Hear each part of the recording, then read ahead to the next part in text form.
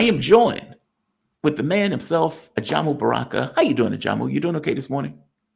I can't complain. I'm like the old folks. When you get up in the morning, it's a good day. So it's a good day for me. I am feeling that same way. I'm at the ripe age of 48. I'm heading It's, into 50. So I feel you. you're a young man. Yeah, that's what's like. You're laughing at me. You know, it's funny. I had Morandi on one day, and Morandi was like, "How you doing, young man?" And it's like, dude, I'm nearly 50. But thank you for joining me, man. I really do appreciate it. I appreciate you. You invited me back. Yeah. Of course, of course. So there are a few subjects I want to hit, and I guess the first one has to be Bondi Beach. Um, from my reading of this, there were 15 people that were killed, 27 people that were injured. Netanyahu is trying to flip this into Hezbollah, and Iran apparently has something to do with it. There's no evidence of that. Australia is currently running an investigation. It was a father and son. The father was an immigrant. The son was not. He was born in Australia, and both of them went after, I think it was a Hanukkah celebration. I've become callous, and so I want to hear your take on this before I give my take on this. Just as an overall point of view, what are your thoughts on this? Whenever there's innocent loss of life, it's always a tragedy. No question about that. But what we're seeing with this is a kind of unsurprising opportunism emanating from the Israeli fascists, who see this as an opportunity to push a line. The war criminal Benjamin Netanyahu went so far as to suggest that it was the fault of the Australian government because it supports a Palestinian state. In other words, the very idea of Palestinians being independent, of having self-determination, is seen as an extremist position from the point of view of these kinds of criminal Zionists represented by Benjamin Netanyahu.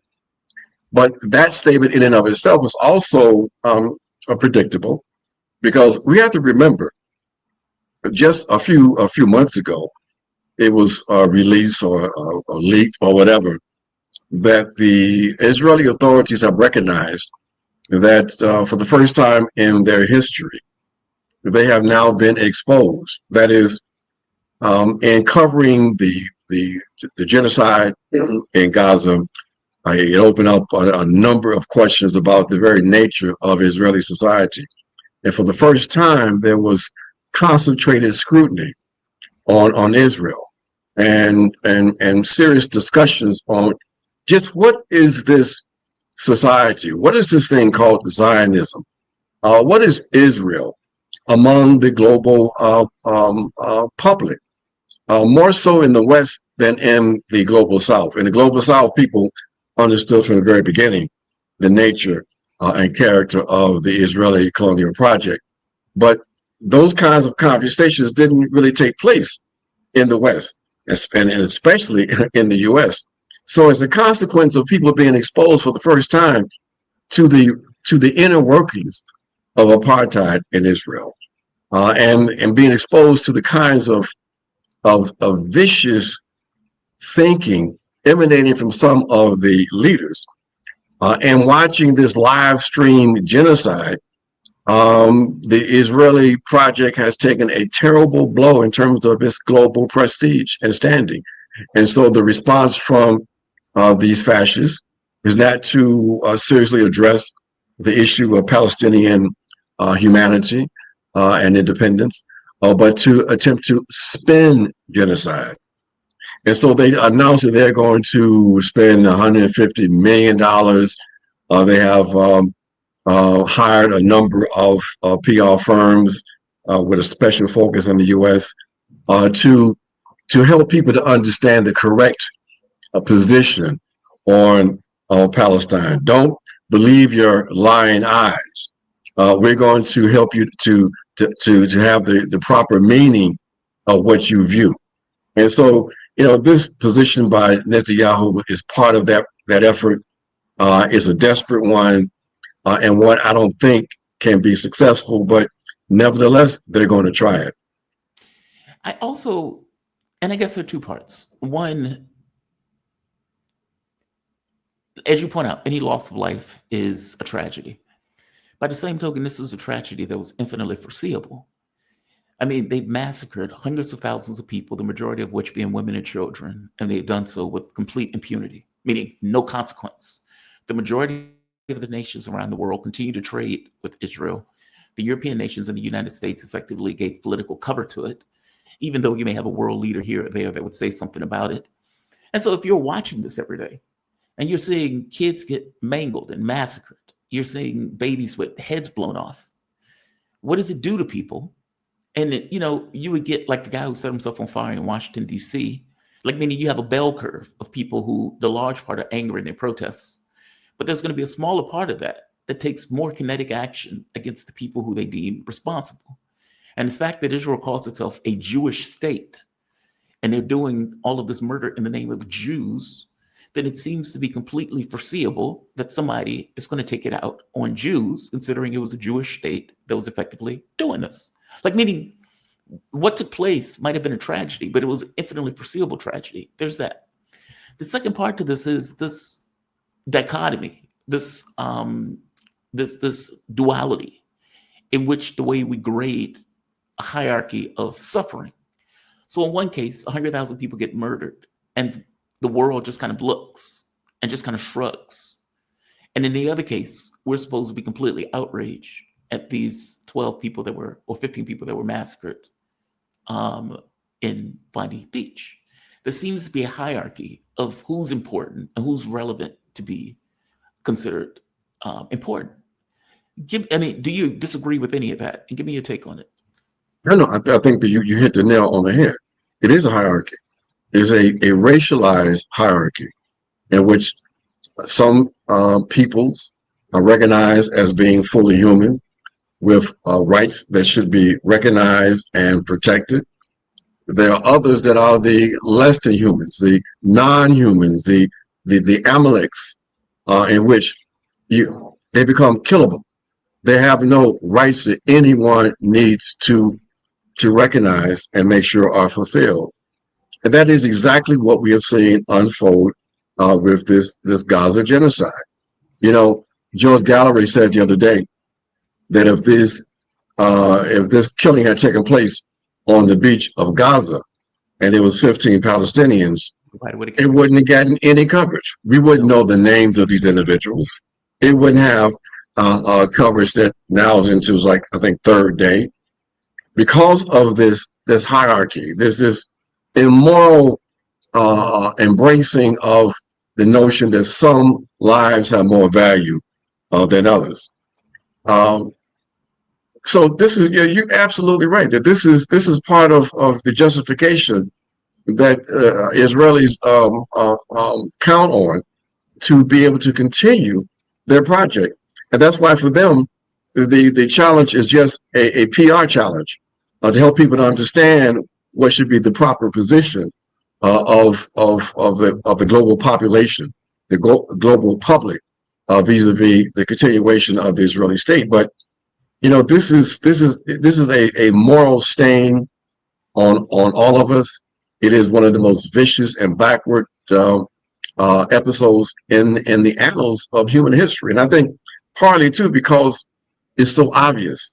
I mean, for the first time in history, we have this marvelous technology where we can now see crimes being committed in real time, and that's really the issue that the Israelis have. That basically is going to be difficult for people to reverse what they have seen, and the kind of meaning that they have drawn from those images coming out of occupied Gaza, and what we don't talk about enough, the West Bank. Even if one is focused and concerned about Gaza and Gaza being about Hamas, someone explain to us what is happening on the occupied West Bank. Why is it that settlers are allowed to run free in brutalizing and sometimes murdering Palestinian people?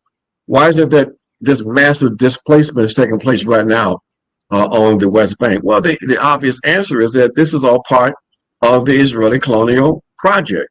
Right. So yes, there is this hierarchy, this lack of outrage as a consequence of these murders, in Palestine and Gaza. Just reinforces the fact that if we don't deal with this issue of white supremacist ideology, we're never going to understand some of these activities. We're never going to be able to confront the root causes of these behaviors. Is about the colonial structures, but it also is about the continuation or the normalization of a colonial racist mentality that can justify and defend this kind of outrageous behavior we see emanating from Gaza and the West Bank. But do you think it has been normalized? And the reason why I ask that question, whereas the governments of the world, for the most part, has given, let's say, license support, financial support, military support to it, the public itself seems to be outraged by it.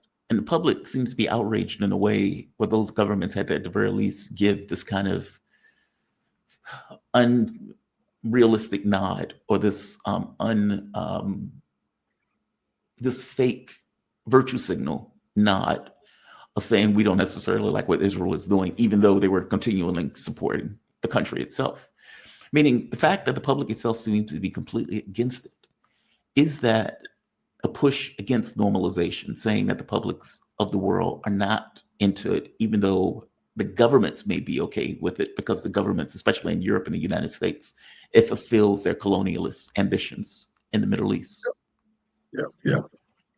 No, you're absolutely right that we have to remind ourselves as we make these analyses to ensure that we make those distinctions between the positions of governments, in this case, in the West, and in particular in the U.S., a oligarchy that has a certain position on Israel, and the outrage that many people in the public experience as a consequence of being exposed for the first time to the reality of Israel. And as a result of that, we have these courageous actions on the part of students across the country and others who took to the streets to demonstrate that they were not going to allow the U.S. to continue to be complicit in providing direct support to a genocide. And that's very, very important. Very important to note that, and very important for people to understand that that's exactly now why the Israelis feel compelled to engage in this massive propaganda effort, because they want to make sure that the influences of the public won't at some point really begin to undermine the policies of the governmental elites and the ruling classes, which would result in reducing support for Israel and maybe even rejecting the Israeli project itself. So yes, they are concerned about that dichotomy, and that's why for those of us who are activists, our responsibility is to continue with the public education, to help to continue to sharpen the contradiction between the positions of many people in the public who oppose apartheid, who oppose these horrific crimes being carried out in their names, and the policies of their government. And that's why, again, the Israelis, along with U.S. officials, are bent on attempting to undermine these efforts, criminalizing opposition to genocide.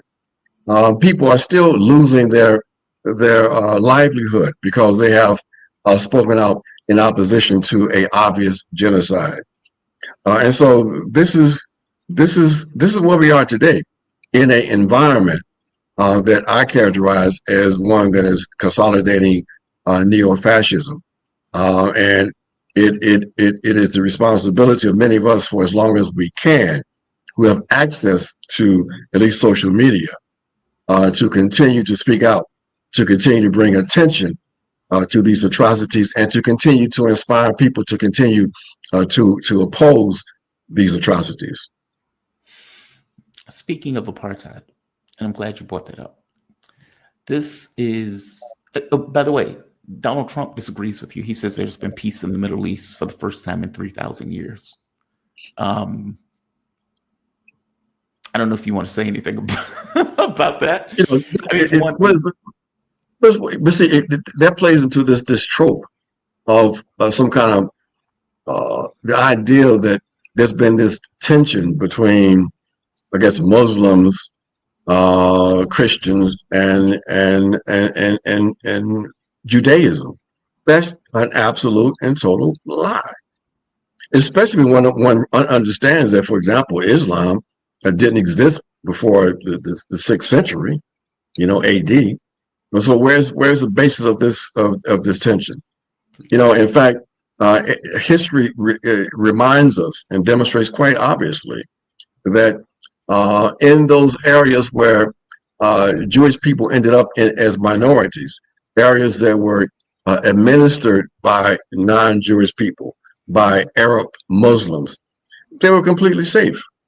It wasn't until the modern day Zionist movement that emerged at the latter part of the 19th century, and the agitation that they were involved in, and the imposition that that Arab people felt as a consequence of this movement aligning itself with British colonialism and being imposed in Palestine, that you had this intensification of these issues. When in Spain, when the Christians finally expelled the African Moors from their territory, who had to leave also? Jews, who were not only were they uncomfortable, they were being persecuted, and they had to leave in droves that area and return and go back to the other parts of the so-called Middle East and other parts of Europe where they were still being prosecuted. So this is an outright lie. But look, Trump is an idiot. He knows nothing about history, and the very fact that they allow him to make these outrageous comments over and over again, it really demonstrates he has no one around him that can, as we say, pull his coat and help him to moderate some of his commentary. Yeah, he says it constantly. 5,000 years, 3,000 years, we're at peace, et cetera, et cetera. I'm glad you brought up apartheid. So Elon Musk, South African, has said something that has royally pissed off the ANC government, or I guess it's a unity government at this point. Musk has pointed out he's effectively went on social media. South Africa has now more anti-white laws than apartheid had anti-black laws. Now, this obviously pissed off the South African government. And what Musk is effectively talking about is you had an apartheid state. When the revolutionary government came into fruition, part of their objective was to balance the scales from, let's say, all of the land and everything else that had been taken from the black population. The ANC has not done that, which is why they've been losing political support over the course of the last 30 years.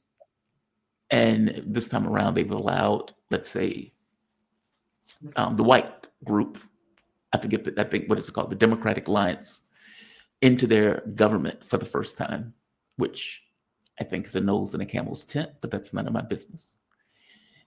Give me your take on this. How is Musk getting this wrong? And why is he getting this wrong? The why is quite obvious. The why is because Elon Musk is a white supremacist. He grew up in the apartheid environment. He materially benefited his family from apartheid. He provided him the material base to, with loans from his father and others, to embark on his global business adventures. But like Donald Trump, these are individuals who believe that Western civilization is superior, and as a consequence will be classified or referred to as white people are in fact inherently superior, culturally and otherwise.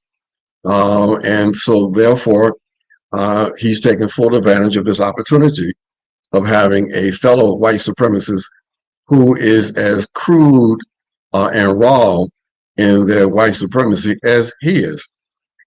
Trump is not the first white supremacist. I mean, white supremacy has been a constant among government officials from the very beginning of this republic and this settler colonial project in the United States. But you have some that have been less crude than this current batch of people. So this notion that in South Africa, where white economic interests are still predominant, where white people are still living off of the largesse of the apartheid system, that somehow they are oppressed in South Africa is complete and utter nonsense. And when he makes a claim that there are more discriminatory laws against white people than than Afrikaners, or what it was under the Afrikaner regime, is absolutely ridiculous. But he's playing to an audience that may not remember how horrendous the apartheid system was. Now, some of us who remember and were in fact part of the anti-apartheid struggles, we clearly remember. There's no law on the books in South Africa that are equivalent to laws like the Group Area Acts that determine where you lived in South Africa based on your racial category. And the fact that you had to be classified racially in order to be able to move around in certain parts of the country. And when you moved around in the country, you had for Africans, you had to carry a pass because there are certain areas that you were not allowed to go into. You know, what about the Bantu education? There was an attempt to impose a inferior education on African people. That was an education, so-called education, that only allow them to be workers.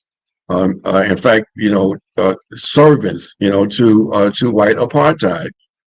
We can go on and on. I mean, you couldn't live where you wanted to live in that country. You were subjected to constant repression. The jails and prisons stayed full of African people who were fighting for their human rights.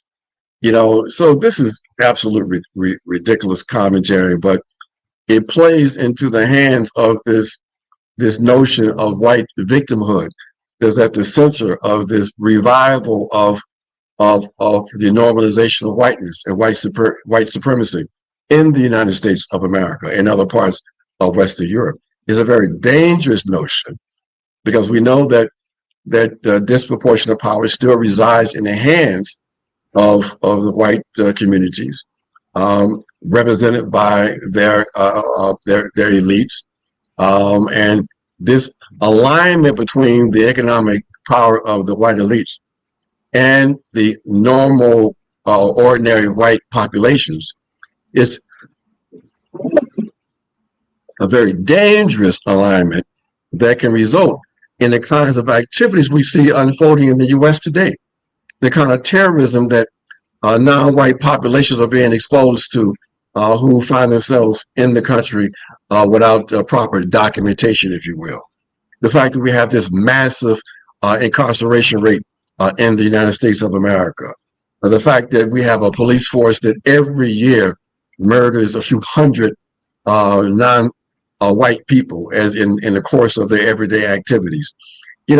This is what we have to deal with when you have a situation where the objective human rights of non-white people and even poor white folks are not recognized. And so, yeah, this is the challenge that we keep on trying to raise with our friends and allies in the United States of America. We cannot build an effective opposition in this country until you all begin to take this issue of white supremacy seriously, until you begin to confront it. The notion that to talk about divisions in the working class based on race and privilege is divisive, is outrageous, because basically we've got to take these things on because it's these material differences that serve as the basis for opportunism among the white working class.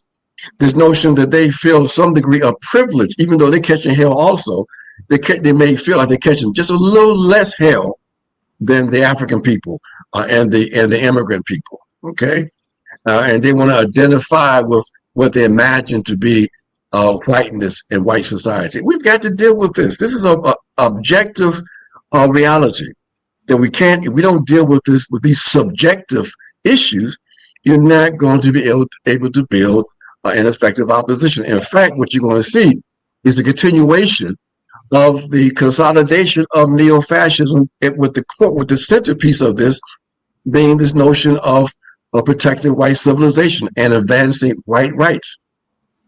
What do you make of people who say that the issue is economic, not racial? They're confused. They're absolutely confused. They're basically. By the way, I would be more inclined to say that, like, poor whites, poor blacks, poor Hispanics, poor etc., that the key issue for that is that they're poor, and that regardless of the racial element of a particular person, that all of this stuff boils down to your ability to accumulate economic liberation, and without the economics, you are effectively in a similar, if not same, boat. Why is that wrong? Because I'm hearing you laugh and be like, that's adorable. Well, it is adorable, but it is understandable, and a portion of it, we can embrace. But the other part of that is this: the racial issue is on the side of the white ruling class that uses the issue of race. The other element of that is that the objective positionality of non-white people is based not just on their economic status, but the fact that they've been racialized and they've been guided and channeled into certain kinds of economic activities. That there was, in fact, in the U.S., real barriers on black workers. Even black workers who were unionized ended up having the lowest level and dirtiest jobs that they were confined to. And so this issue of the connection between race and class is a legitimate one that we've got to deal with. We can't just engage in what some of us suggest is a kind of class reductionism. Class is critical, no question about that. But how one experiences class is based also on how you've been racialized, if you will. So yes, the economic situation is critical and is a center of what we have to deal with, but we can't dismiss the fact that white supremacy is used as a weapon, and that the continuation of the dominance that we see in the U.S. and globally has a racial component. We just talked about it a moment ago, that you cannot explain the lack of outrage with the situation with Palestinians in Gaza unless you understand they've been racialized. They've been racialized as non-white. They're having less value than other human beings.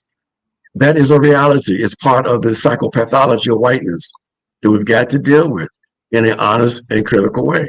So part of building a revolutionary movement in this country is having these kinds of critical and sometimes tough conversations. We've got to remember that we have indigenous people who are still alive, who have a certain kind of relationship to the settler colonial state, and they embrace their indigenous identity. So this notion that one's identity is just some kind of like abstract and divisive element, has to be seriously interrogated, because identity also counts. What we have in the U.S. right now is the prevalence, the dominance of white identity politics. Yeah. That's the basis of the whole MAGA movement. Am I not right? I mean, it is reviving the notion of the U.S. is a white Christian nation, and that is part of what they imagine to be some kind of white civilization, and white people have been victimized because you have these lazy, no good, non-white people who just want to live off the largesse of white civilization. That's why they're invading the country to come and live off of welfare and everything else. I mean, it's we've got to deal with these kinds of issues, these kinds of attitudes, these kinds of perspectives. If not, as I said before, uh, forget about an effective revolutionary movement in the U.S. What you're going to have is a continuation of the consolidation and a long period of fascism. Is there a way of, let's say, uniting effectively to deal with that? Like, do you see a capability of a political coalition in order to effectively push back on that, where various groups can come together in some level of solidarity to make that work? And if so, what is that vehicle? We've had those historical experiences already. I would point us to. I mean, there's always been the experiences of black people, African people, working with other non-white people and working with white workers. You know, from right after the end of the Civil War, the Right. union movements in the South, for example. You know, these were the elements of the populist movement. You know, where you had these cross class coalitions. I would point people to the original Rainbow Coalition in Chicago. You know, advanced by people like Fred Hampton.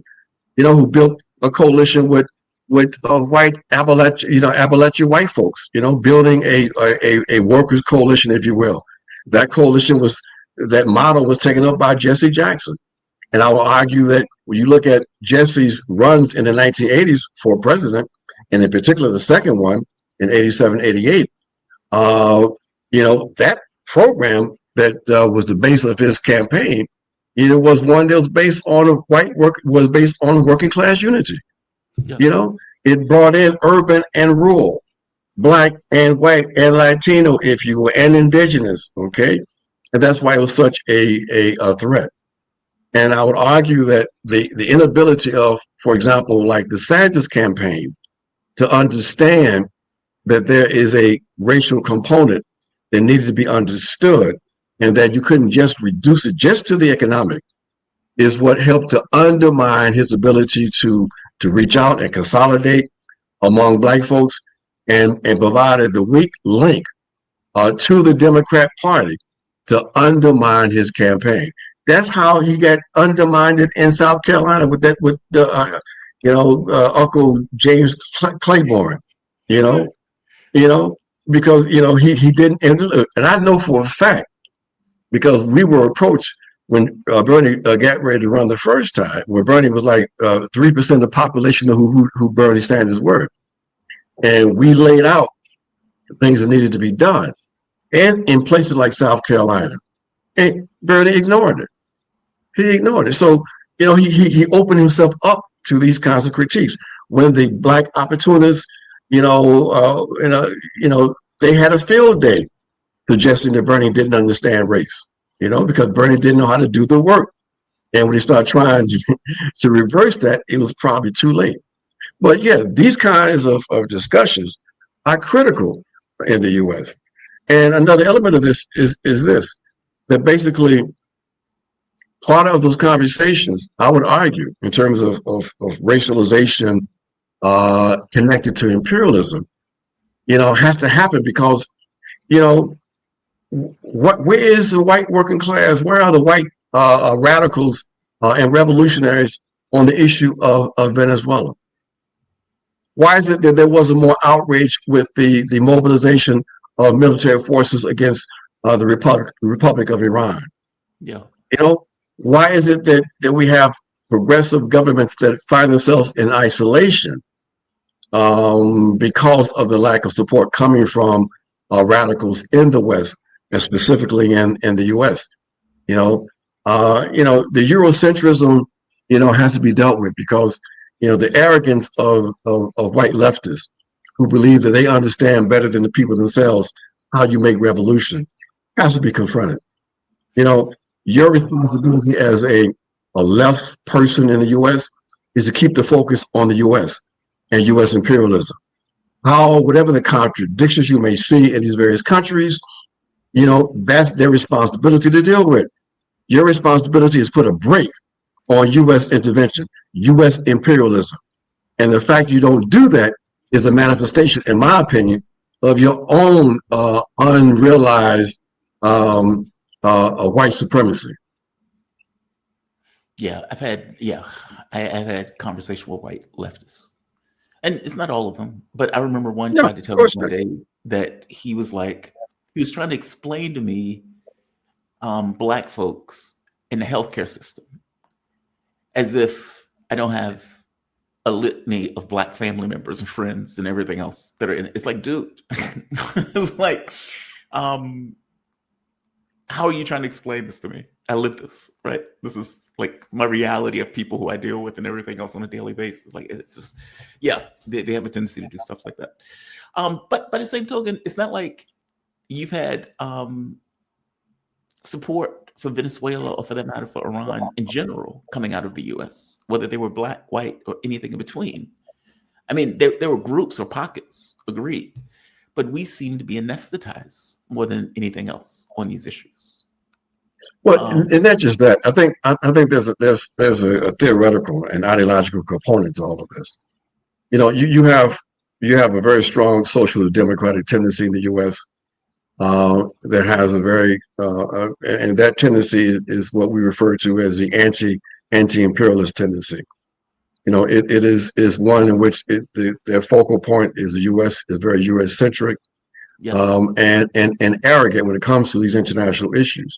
They really believe that there is a benevolent empire, that when they find themselves on the same side of the U.S. empire, they can make the argument, well, it's because we have certain left critiques of whatever nation is in the crosshairs of U.S. imperialism.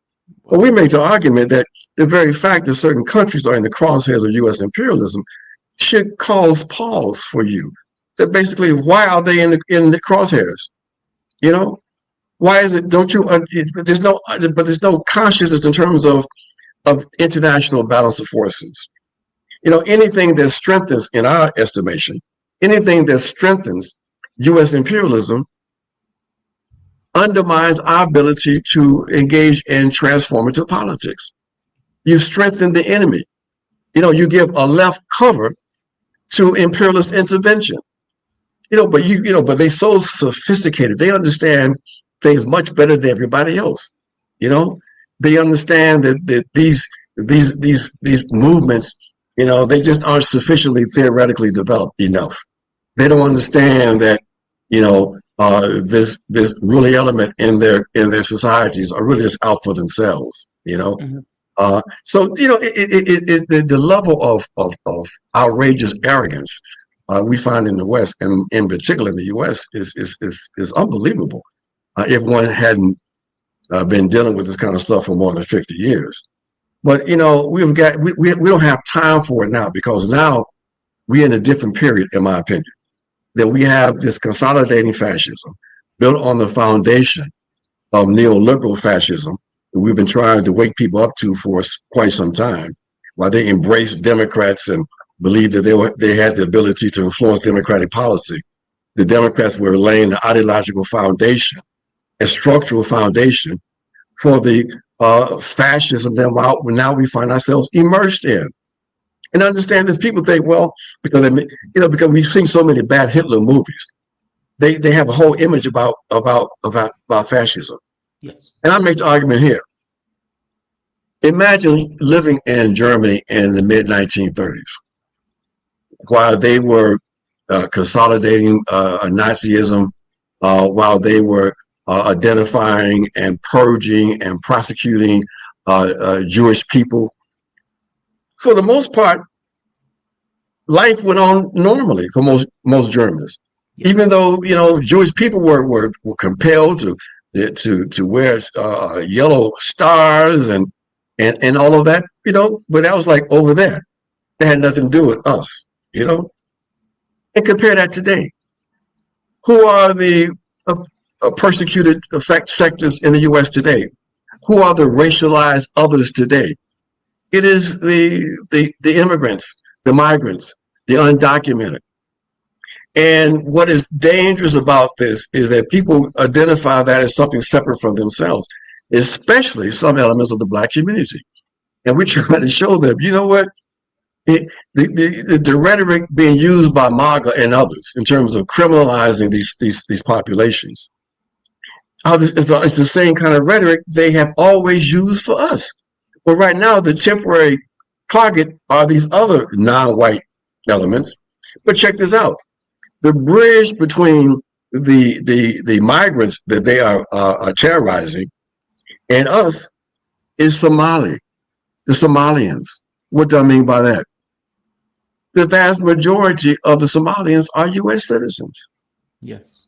But yet they are unleashing the ICE Gestapo against Somalian people, U.S. citizens.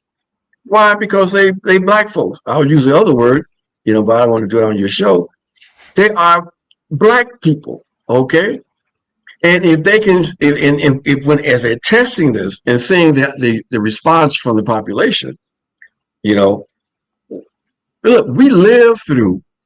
People forget about this. When we were burning down cities in the 1960s and 70s, basically, the authorities were coming into our communities, locking down the whole community, and they were doing house-to-house searches. Mm-hmm. Because it wasn't just people throwing rocks and bottles. People forget it. They don't know. There was armed conflicts. There was armed uprising. It wasn't just so-called quote-unquote riots. These, were in fact rebellions. And they elicited the full weight of the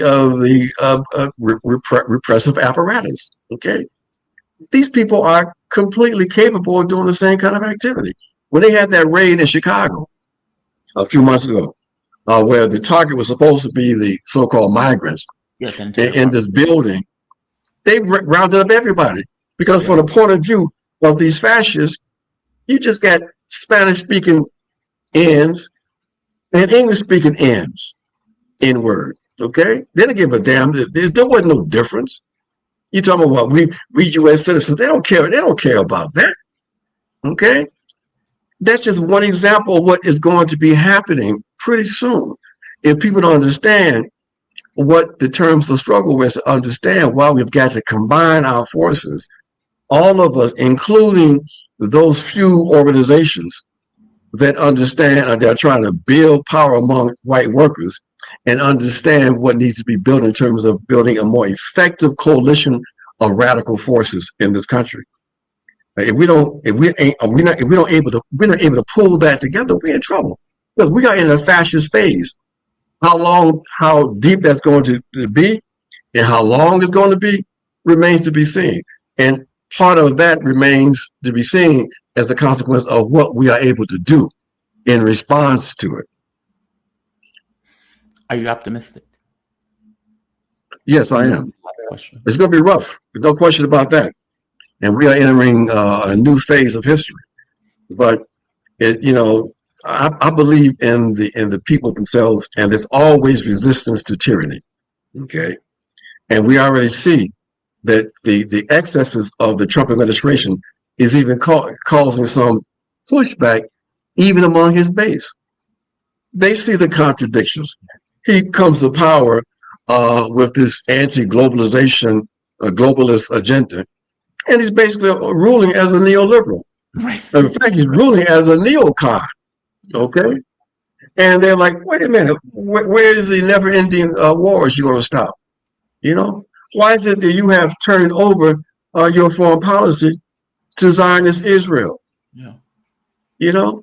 That why is it that basic things like healthcare, our access to healthcare as working class people, as rural working class people, are now being undermined because you won't ensure that the subsidies now we are used to remain or continue. Okay, we're hungry like everybody else. We catching hell. SNAP was an important and is an important program for us too. Medicaid is an important program for us. Okay, we are catching hell trying to pay rent, but you are cutting the housing budget. We want access to food, but we also live in food deserts. and the prices of food continue to go up. So going back to your question about this whole the class and economic issue, these things are being sharpened, okay, and that serves as a basis of our potential coalition. But we can't build that coalition unless we deal with all of the issues associated with the class issue, okay. So yeah, I believe we will, though. I think it's almost inevitable, but as long as we have substantial numbers of working class people who will align themselves with the interests of the bourgeoisie, the capitalist class, the longer the phase of fascism will continue. Fascism is no more than a capitalist reform. It comes out of capitalist crisis. Its forms were established during the colonial fascist phase. Is brought back into the metropoles. And so, what we have now with the complete abandonment of democratic values, of liberal values, of human rights and human rights ideals. Why? Because those ideals are now subversive. The consolidation, the continuation of capitalist rule requires now naked repression, later for all this democratic crap.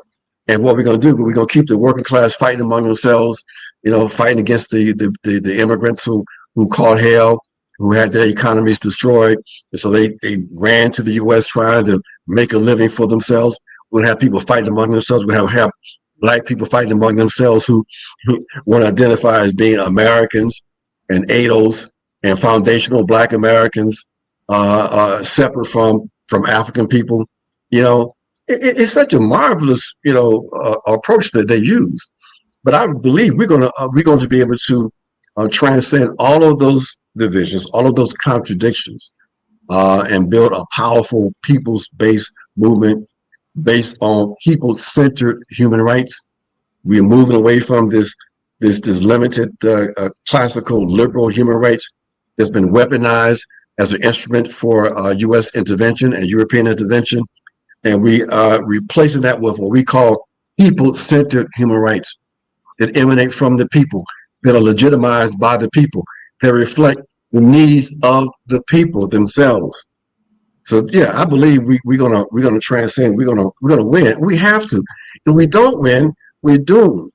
Because if we don't, for example, take control of the state, dismantle this capitalist state, and do things like take over the energy sector, and engage in policies that will help us to deal with the climate crisis, for example, we can't live on this planet, folks. We have an ecological crisis that cannot be solved by the same capitalist forces that created it. Right. So revolutionary change, socialist transition, social transformation is the only route that we have to go. It's either socialism or barbarism, folks. It's simple as that. And if you don't understand that and not prepared to fight for that, that's all right. But step to the side and keep your mouth closed. Ajamu Baraka. Always appreciate you, man. He is a political activist, former vice presidential nominee, currently serves as the national organizer and spokesperson for Black Alliance for Peace. Thank you for this. I really appreciate it. I really do appreciate it. My pleasure. My pleasure. Thank you. Be safe. You too. All right. Shout out to Ajamu Baraka. Strong ending to that conversation. Very strong ending to that